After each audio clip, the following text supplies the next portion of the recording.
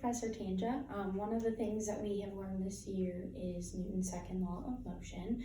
Newton's second law of motion is when an object of mass m undergoes several different forces and that generates an acceleration.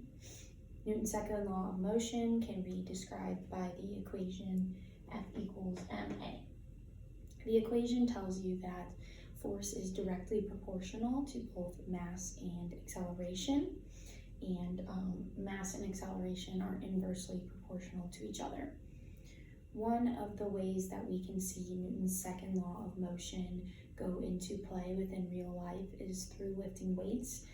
Since I am a softball player here, we do lift weights 3 times a week, and one of the exercises we do is called the Kaiser Power Squat. The Kaiser Power Squat is done on a machine where you put it like on your shoulders and you bend down and lift up to generate as much force upwards, and the machine actually reads the amount of force that you generate, and so we do that usually at the beginning and the end of the year to see our differences and the starting point to the end point and how much more force we can generate due to getting more muscle mass and lifting. I'm going to show you 2 different clips, one of me and then one of my friend Sydney doing the Kaiser Power Squat earlier this year.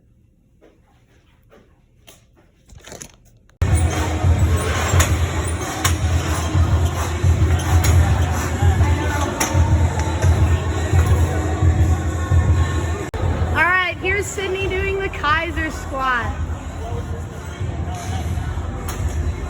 If you increase the resistance, you get a higher peak power. Okay, let's see it.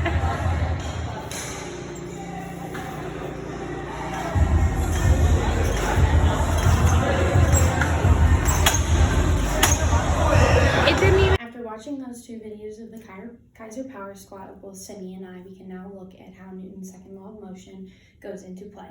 So throughout those 2 videos, the video I showed you of Sydney was actually her demonstrating before, but just to get an idea of what it looks like for her as well. So Sydney weighs about 160 pounds and I weigh about 130 pounds. Our resistance were around 180, 190, and 200 for the 3 different rounds that we both went. So the first thing I'd like to talk about in regards to Newton's second law of motion is the direct relationship between force and mass. So my numbers for the force generated were 1,182, 1,208, and 1,265. Sydney's numbers were 1,497, 1,656, and 1,687. And that is with the same amount of resistance for each time. As we can see, Sydney's numbers are a lot larger than mine, and that has to do with her having a larger mass, therefore generating a larger force. Also, we can see how force and acceleration are directly proportional. As you increase the amount of resistance, you're increasing the amount of frictional force. The amount of frictional force causes you to need a larger acceleration and therefore increase the amount of force generated through the pushing of the legs. We can see that through my numbers and Sydney's numbers both increasing and you generating a larger amount of force. Newton's second law is very prominent throughout day-to-day life, and I especially see it in both lifting and in softball. Thank you for watching.